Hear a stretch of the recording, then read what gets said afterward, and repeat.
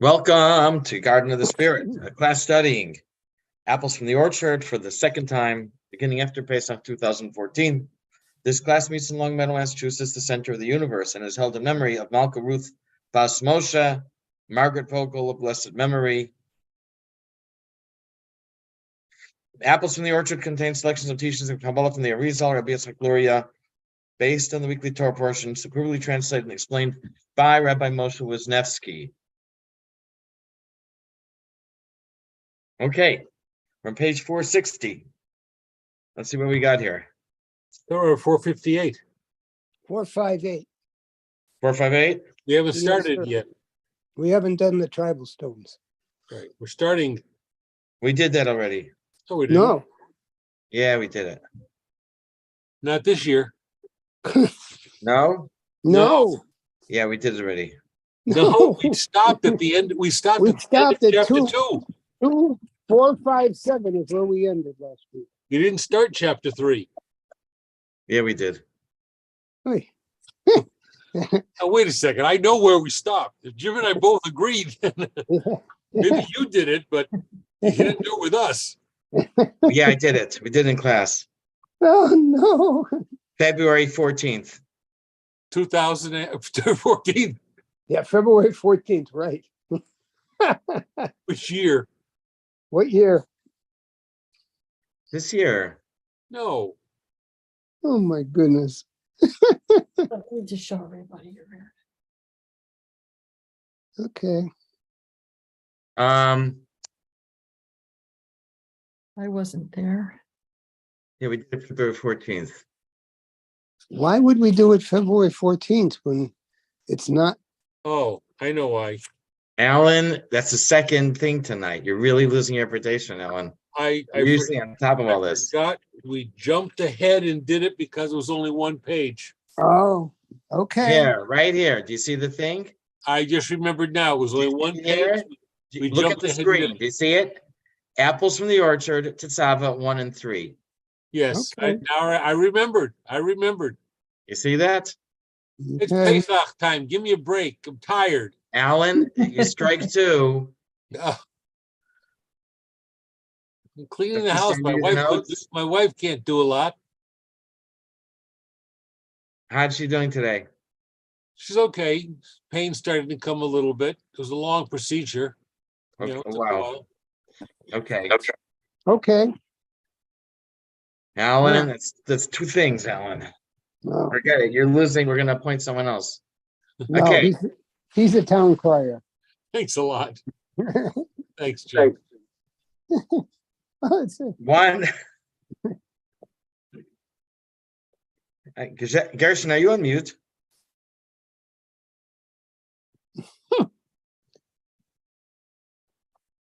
Gershon, I don't hear you. Okay. So page 460 to 74. One of the vestments of the Kohen Gadol was the choshen, a breastplate with 12 stones, one for each tribe. Oops, wrong board. Behind the stones was a note on which was inscribed the name of Hashem. The Torah calls this the Urim v'Tumim. Urim means lights, and Tumim means whole, complete, sincere. A lot of ways to translate it. Right. Simple, as in not complex. Urim means light. It did that. There are several instances in Tanakh where a leader asked a question of Hashem. Hashem's answer came through the stones. Some would light up, and the Kohen Gadol would understand how to interpret the message. There's a whole way that it's described how it happens. We are familiar with the names of Hashem, so keep that in mind. Today we're going to focus on the Urim v'Tumim, the lights and the whole. We are familiar with names of Hashem that equal 72, 63, 45, and 52. We have that very often. These are formed by expanded spelling, taking the gematria of each letter's name. For example, the letter Yud, instead of being 10, we spell Yud, Vav, Daled, and Yud now equals 20. There is also a name of 42. The name of 42, we've had it a few times, is not by gematria. There are 4 letters in Havaya, 10 letters in the expanded spelling of Havaya, and 28 letters in the tertiary expanded spelling, for a total of 42. That's where we get the name of 42 from, by taking the number of letters in the primary spelling, expanded spelling, and tertiary expanded spelling. Now, the prayer of Anna B'Choach, written by Rabbi Nechunya ben Akana, also has 42 words. The initials of all the words spell a special form of Hashem's name. That's why in the Siddur, very often it is written with on the left side, with the initials of the words of each sentence, of each 6-word sentence. I don't know if that is connected to the first significance of 42. I don't know. Okay, that's 42. Now there's another way to reach 72. Besides the way that we're familiar with. I think there was another way, a third way also, I don't remember offhand. 3 consecutive psukim describing how the C split each have 72 letters. If you write the first pasuk, then write the second one left to right on the second line, and write the third pasuk right to left on the third line. You have 72 columns and 3 rows. Each column of 3 letters is a special name of Hashem. First 2 words in the phrase from Hoshinus that we do on Sukkot, we say Ani Vahu Hoshia Na. Mhm. Ani Vahu do not mean I and he.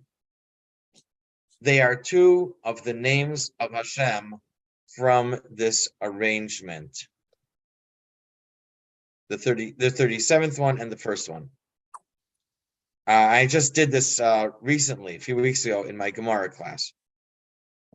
According to Rabbi Shalom Sharabi, this is the significance of the name of 72 that's mentioned here, not the other one.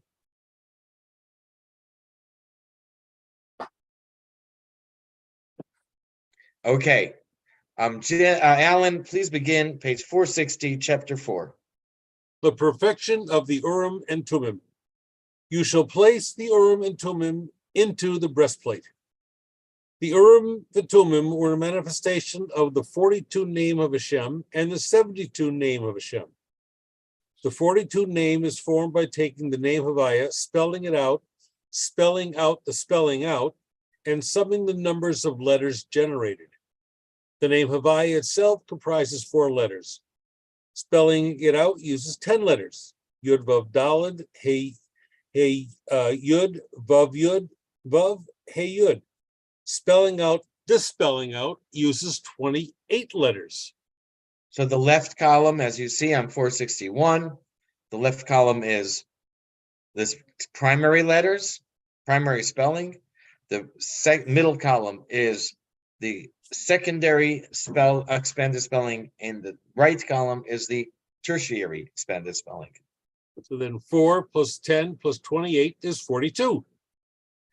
It is explained elsewhere in the writings of the Arizal that in each partsuf, the name Havaya itself is manifest in the Kesser of that partsuf.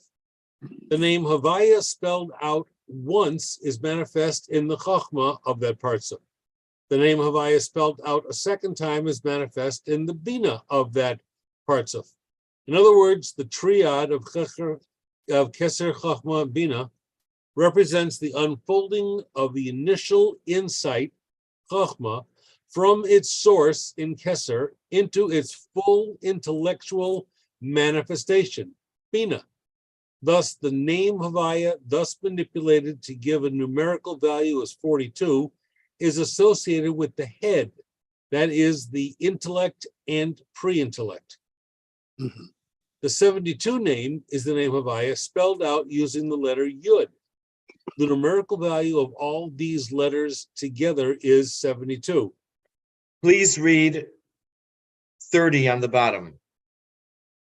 According to Rabbi Shalom Sharabi, the 72 name mentioned here is not the usual 72 name formed by spelling out the name Havaya, using the letter Yud, and then taking the numerical value, for then we would expect it to be contrasted by another one of the spellings out of the name Havaya, that is the 63 name, the 45 name, or the 52 name.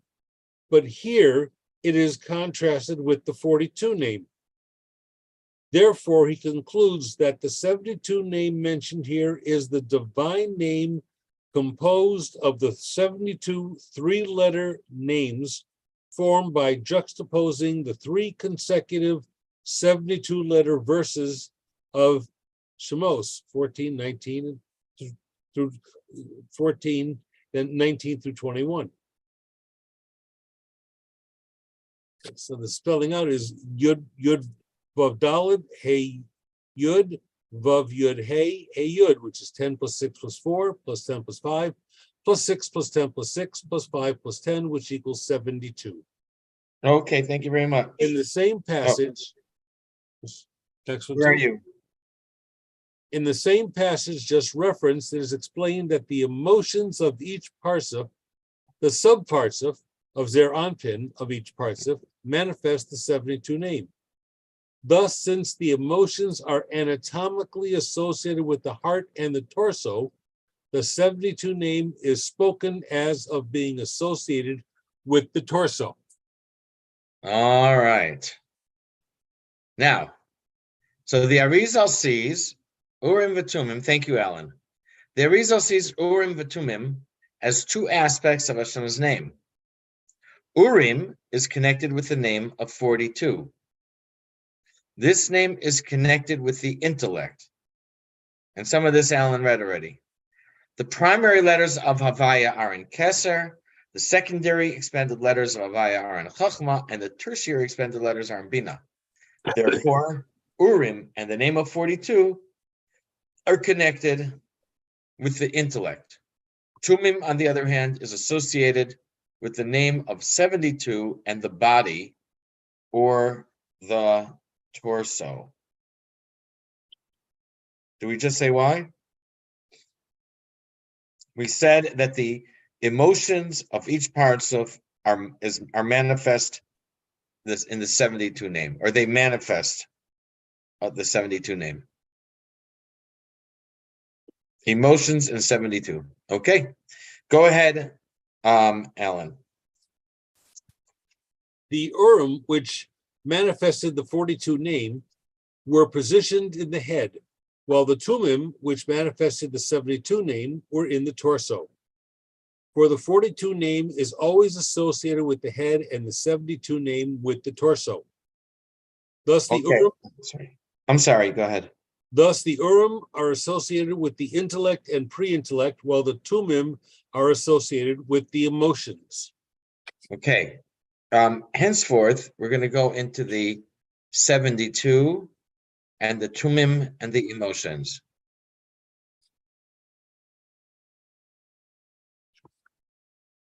Now, at the time David was fleeing from Shaul, Evyasar, son of Achimelech the Kohen, joined David and brought the ephod with him. As discussed in an earlier class, the ephod was one of the 8 garments of the Kohen Gadol. It was last week and the week before. Yeah, both weeks. It was like an apron, except it wrapped around the back and was open in front. The top, the ephod had straps that went over the shoulders and held the choshen, Mhm. in place. So it's like, in some ways, it's an extension of the ocean. Mhm. David had urgent questions about his own safety and inquired of the ephod, since the Urim V'Tumim was not available. The Urim V'Tumim can only be consulted in the Beis Hamikdash. The ephod did not have the prophetic powers of the Urim V'Tumim, but it could be consulted out of the Beis Hamikdash. Did not have the same. I guess it had some prophetic powers, but not like the Urim V'Tumim. Okay, I'm Jim, page 462 at the top. The ephod is mentioned elsewhere as serving as an oracle, as in the episode of Abiathar, an ephod went down in his hand. From Shmuel. David was told the Philistines are fighting with Keilah and plundering the threshing floors. David consulted God through the Urim V'Tumim. Shall I go and I attack these Philistines? God said to David, go attack the Philistines and you will save Keilah. But David's said to him, look, we are afraid here in Judah. How much more if we go against the formations of the Philistines and Keilah? So David consulted God again. God answered him, arise and go to Keilah, for I'm going to deliver the Philistines into your hands. David and his men went to Keilah, fought against the Philistines, drove off their cattle, and inflicted a severe defeat on them. Thus, David saved the inhabitants of Keilah. When Abiathar, son of Abimelech, fled to David at Keilah, he brought down an ephod with him. Saul was told that David had come to Keilah, and Saul thought, God has delivered him into my hands, for he has shut himself by entering a town with gates and bars. Saul summoned all the people for war to go down to Keilah and besiege David and his men. David learned that Saul was planning to harm him. He said to the priest, Abiathar, bring the ephod forward. And David said, O God, God of Israel, your servant has heard that Saul intends to come to Keilah, destroy the town because of me. Will the citizens of Keilah deliver me into his hands? Will Saul come down here, as your servant has heard? O God of Israel, please tell your servant. God said, he will come down here. David continued, will the citizens of Keilah deliver me and my men into Saul's hands? God answered, they will deliver you. So David and his men, about 600 in number, left Keilah at once and went wherever they could. And when Saul was told that David got away from Keilah, he did not set out. So we see here that when it is not possible for this king to consult the Urim and Thummim in the temple, he consulted the ephod, which served as a portable oracle. Okay, that's a nice little poem there, portable oracle. Mm-hmm. What does that teach us?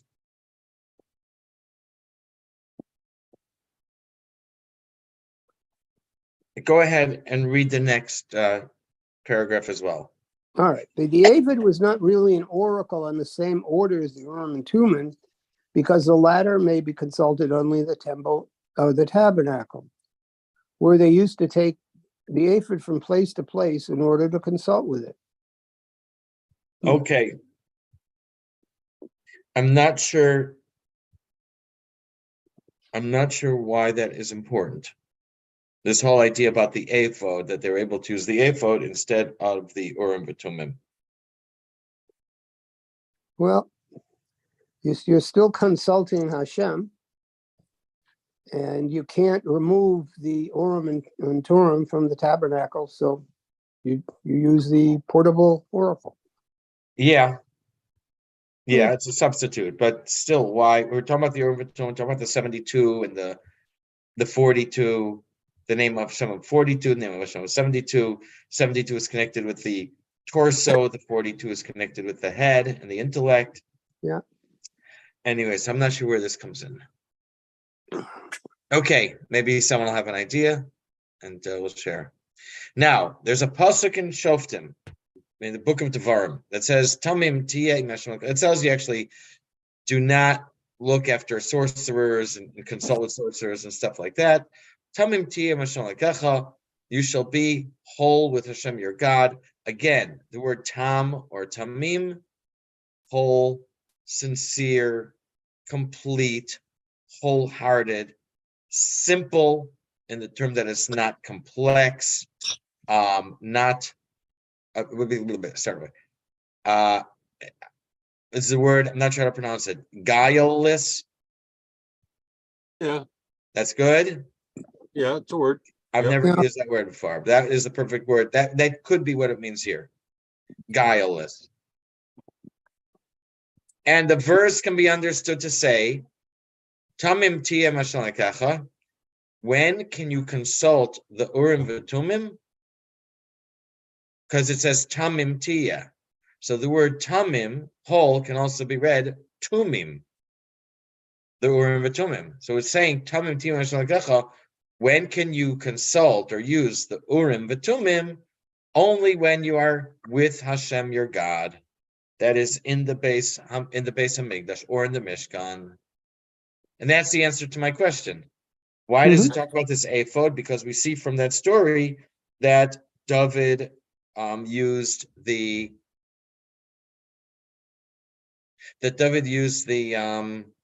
he consulted with the ephod because he was away from the base of Mikdash or Mishkan. Mm-hmm. So it's Tamim Tiyeh, you when you are Im Hashem Elokecha, when you're with Hashem, then only then can you be Tamim Tiyeh, can you use the Urim V'Tumim. Mm-hmm. Okay. Gershon, please continue. It is therefore written. Can you hear me? Yes. It is therefore written, you shall be holy, Tamim, with Hashem, your God. By revocalizing the word for whole, Tamim, it may be read Tumin. Thus, the verse can be read to mean, you shall consult the Tumin only when you are with God, your God. That means in his sanctuary. Now, we're going to have another story soon of when they consulted with the Urim V'Tumim, and I think that one was out of the Beis HaMikdash, or out of the Mishkan. So go figure. I guess they were hoping that we would forget it by the time we got to the next page. Okay. We now have the following connections. The word tamim, whole, is associated with tumim, Hashem's name that is associated with Hoshen, which is associated with the body or torso. Again, tamim then is not only whole and sincere, but it also is connected with the body or torso and emotions. Therefore, the pasuk Tamim Tiyeh Hashem Elokecha, shall be whole with Hashem your God, can now be read, you shall be with the body of Hashem your God. Meaning with the emotions. The text in the Arizal uses the Aramaic expression, I should put it in Hebrew here, Aramaic, Hidbak, Begufa, Malka. Okay, I take that literally. Only to be goofy. Okay, but you should cleave to the body of the king, Begufa de Malka. It is probably based on an expression in the Zohar, but I couldn't find an original quote. There's probably, it could be mentioned several times or numerous times, but I could not find an original quote. But we call it the Gufa de Malka, the body of the king. I guess basically in the Kabbalistic terms, it would correspond to the emotions, the Zer Anpin of Batzilus. And other times, I guess it would mean to do mitzvahs. Mitzvahs are considered the limbs of the supernal man. So to refer to that as well. Okay, again, so the pasuk now tamtia means you shall be with the body of Hashem, meaning you should excel in your emotions. Okay, Gershon, page 463 at the top. This means that you should cling to the body of the king, as we have stated, for in the Tumin was the 72 name which is associated with the torso. Once we have the association between Tumin and Tamin, and that between Tumin and the body, we can translate this verse: you shall be with the body of Hashem, your God. Thank you. Now we go to 8. Hmm. But this is not the only other place with the word tamim. Torah describes Yaakov as ish tam, sincere or guileless. Oh, am I clever? A guileless man. We had this last week, I think. I think this prepares us to appreciate how out of character it was for him to have to deceive his father. Since we now, as you can see, that's parenthetical. Since we now understand that tamim can refer to the emotions and to cleave to the body of the king, we can interpret Ishtam as a sincere man, a sincere man as a man who cleaves to the body of the king. That is, he excels in the realm of emotions. Go ahead, Gershon. Similarly, it is written, Jacob was a sincere tam man, implying that he clung to the body of the king. Whereas Abraham personified Hashem's right hand, the side of Hesed, and Isaac personified Hashem's left hand, the side of Geburah, Jacob personified Hashem's torso, the middle axis of Tiferes, the pivot and fusion of all the emotions. Here, the mystical association of Tam and Tumin with Hashem's body. Hold on. Do that again. Here, the mystical association of Tam with Tumin and Tumin with Hashem's body alludes to this, for the verse can be read, Jacob was a man of the Tumin, which in turn means Jacob was a man associated with Hashem's body. Thus, to cling to the body of Hashem means to emulate his emotions. As our sages say, what does it mean? You shall walk after Hashem, your God. It is possible for a human being to walk after the Shekhinah. It is not written, for Hashem, your God, is a devouring fire. Rather, it means to emulate Hashem's attributes. As he clothes the naked, so should you clothe the naked. Hashem visits the sick, so you should also visit the sick. God comforts mourners, so you should also comfort mourners. Hashem buries the dead, so should you also bury the dead. Mm-hmm. Okay, that is a very famous passage because it said the mitzvah is to both that you should stick to Hashem. Mm-hmm. Cleave, yeah. Back to cleave. Or no, to walk in after Hashem, and that is how they translate it. That's But that's still you're cleaving in that way. yes. Or you're walking in this path.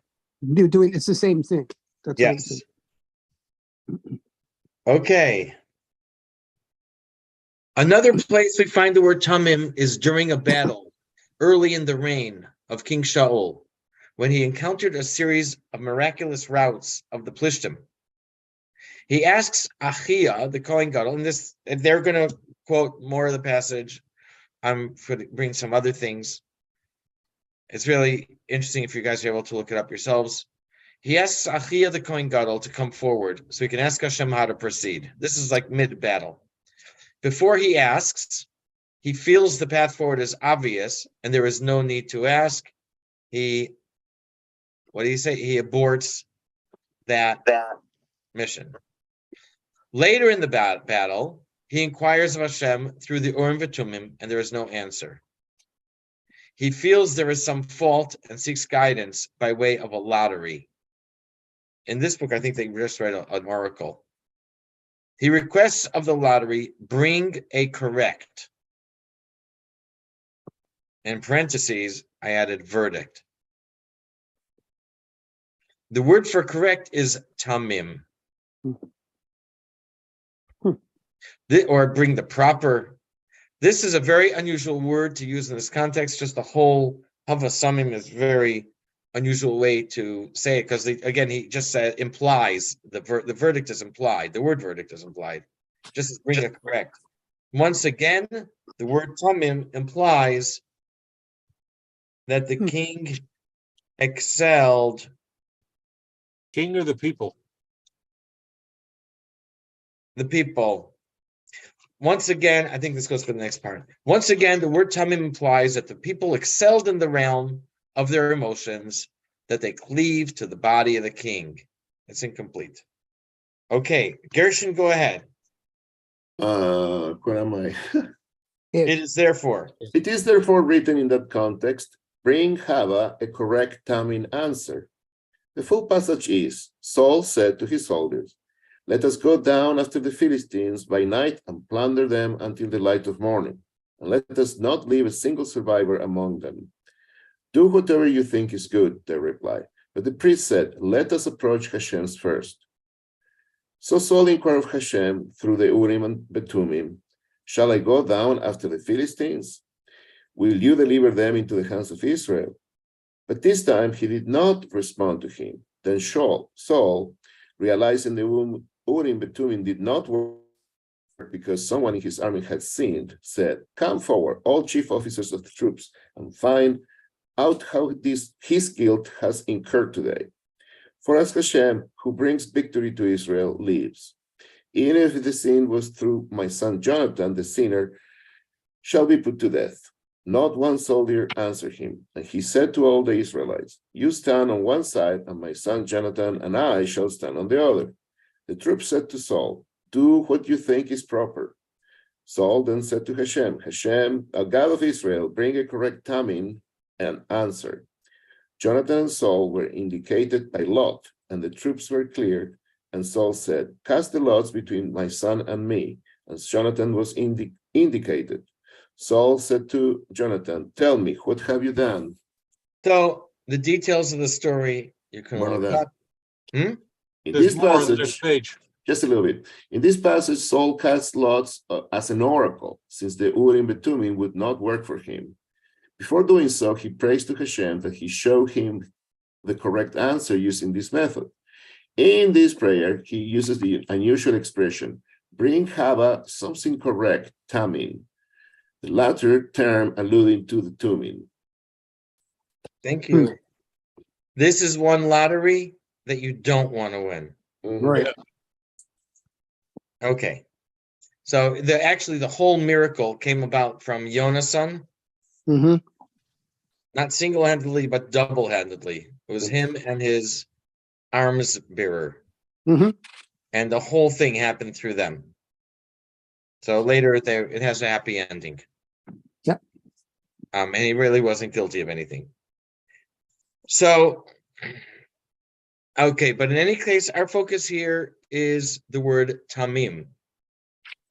That can be read as tumim. That can be connected with the name of Hashem of 72. That is connected with the body, torso, and the emotions. Mm-hmm. Okay, I think it's a philosophical term in philosophy, Jim, for this, when you one association after another. Okay, anyways.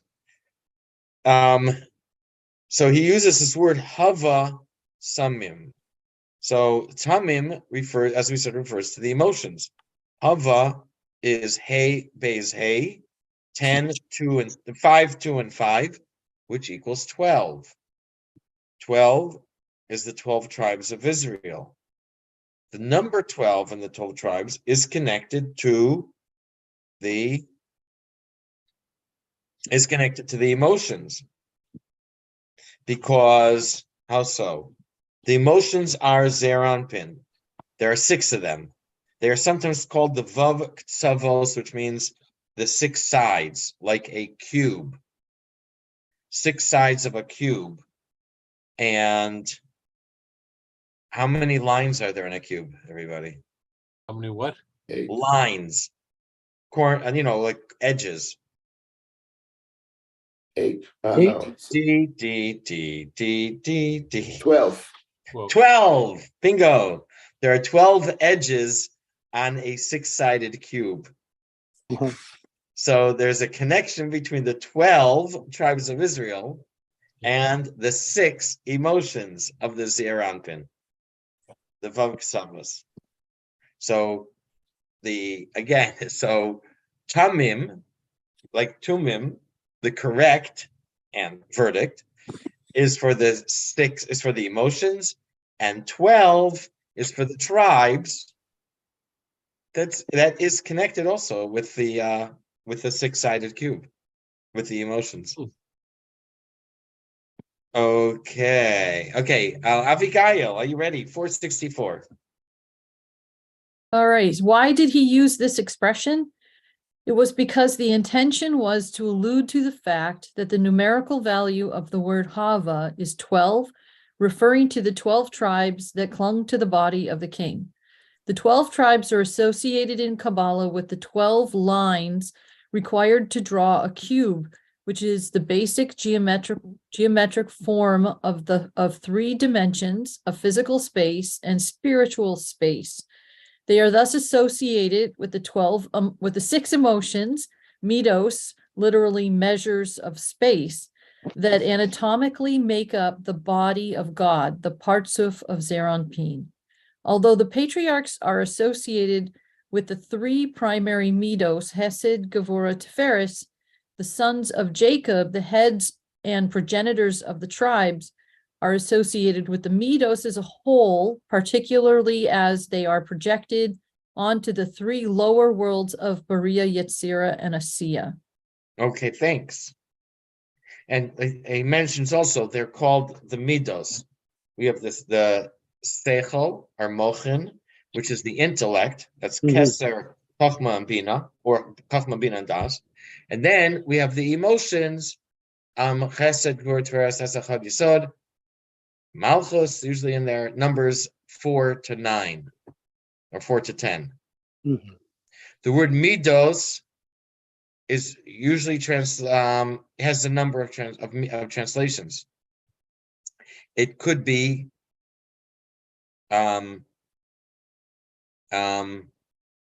traits. Could be traits or attributes. Does that make sense? Like character traits? Yeah. Or Yeah. it could, yeah. Okay.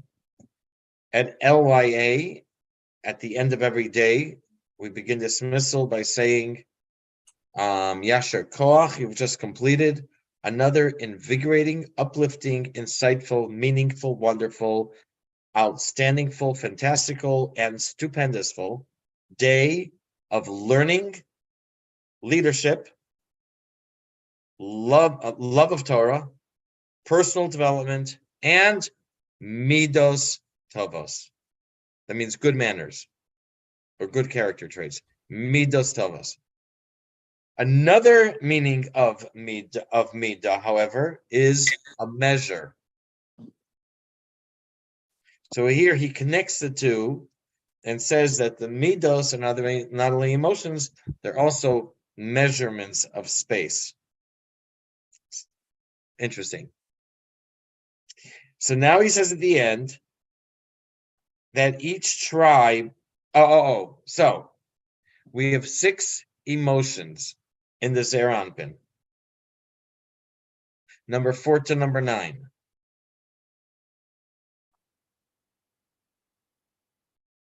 Here we go.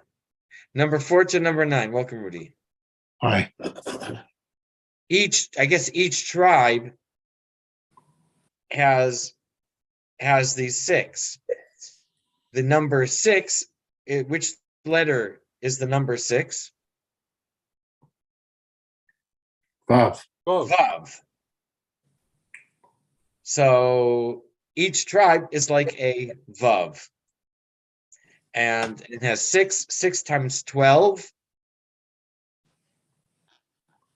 72.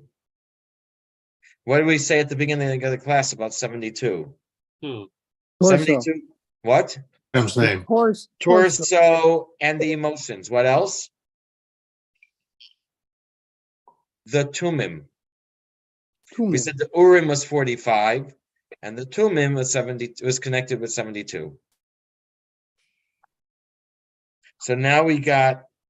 So we just said that. So this is a connection between the 12 tribes and the emotions. Okay, go Philology. ahead. Huh? Philology is the origin of words. The words that flow through origin of word. Is lilology? Philology. Philology. Philology is origin of words? Yeah, the origin of a word, the essence of the word, All right. of speech, of a word, of philology, like philosophy. It's has the wisdom of the logos, philology.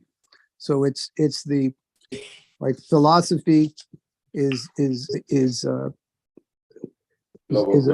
origin of wisdom. Okay. So it's actually the origin of logos, which is speech, so to speak. Okay. Connected with what? The study of words.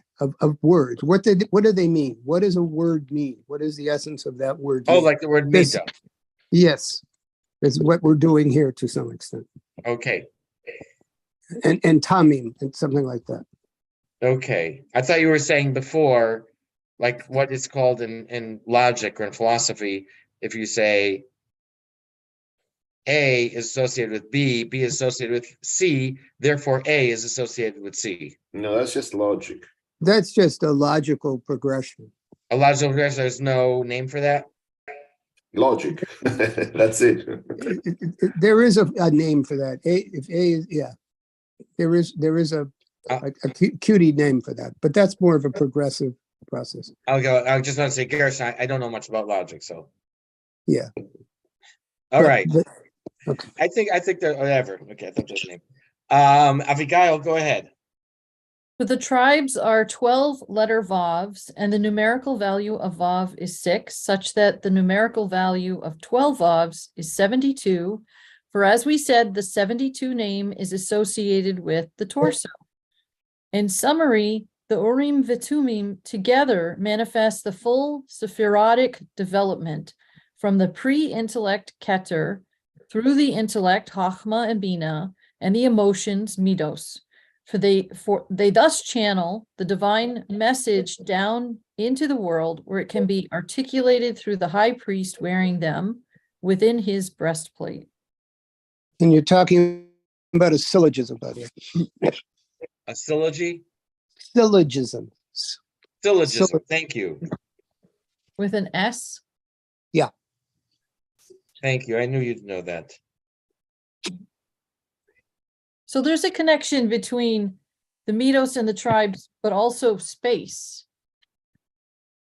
Yeah. So emotional space and physical space. And spiritual space. Sure.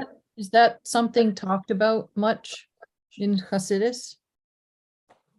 Yeah, don't ask me. It is. Don't ask me offhand to name you places. Just curious. Physical. But it's why it's like, do you know anything about math? Everything was obligatorily forgotten. I have a raging math I was phobia. afraid you'd say that. I did what I had to do to get into college. Heard to the quick. I was afraid you'd say that. Do you know? I Do you went know as what far as pi is? algebra 2. I did trigonometry too. Anyway, what were you saying? Probably goes with science as well. You got rid of those too, right? I think I got an A in trig. But anyway, no science, I was pre-med until Curious George in physics class, albeit at Harvard Extension, kicked my rear end out of pre-med. So The what? I couldn't do physics and I was young and I thought if I can't do physics, I can't be a doctor. Okay. Stupid. And do you know what's pi? Yes, It's the relation between, the circumference of a circle and yeah. diameter. So from the half of pi is the radius, is the Radius. half the radius. Right? So then the circumference, just the center of the circle to any edge, to any part of the circle is The radius, the radius is half a diameter, correct? right. Yes. Right. Radius is half a diameter. So if the diameter is 1/3 of the circle around, then the radius is 1/6 of the circle. This is what you have on Shabbos. During the week, you have 6 days of the week, and then you have representing the circle, and then Shabbos, so to speak, is the center, is like the radius. And it's kind of a similar idea here, where you have 6 days a week, you have 6 sides of the cube. Mhm. Interesting. Sitting Serampin. I'm thinking Lulav too, because we go in all the directions. I don't know. The lulav. Yeah. Didn't we have that a few weeks ago, a few months ago? Yeah, it's during Sukkot. We had the directions. We had that those 6 directions of the lulav correspond to Chesed for Tiferes. Right for Chesed, left for Tiferes, front meaning east for Tiferes. Mhm. Up was Netzach, down was Hod, and to the west was Yesod. If I'm not mistaken, we had it. I want to say recently. We had it not that long ago. Yeah. I have a couple classes that I missed, so if I watch them, I guess I'll find that. But I mean, it's hard to remember everything.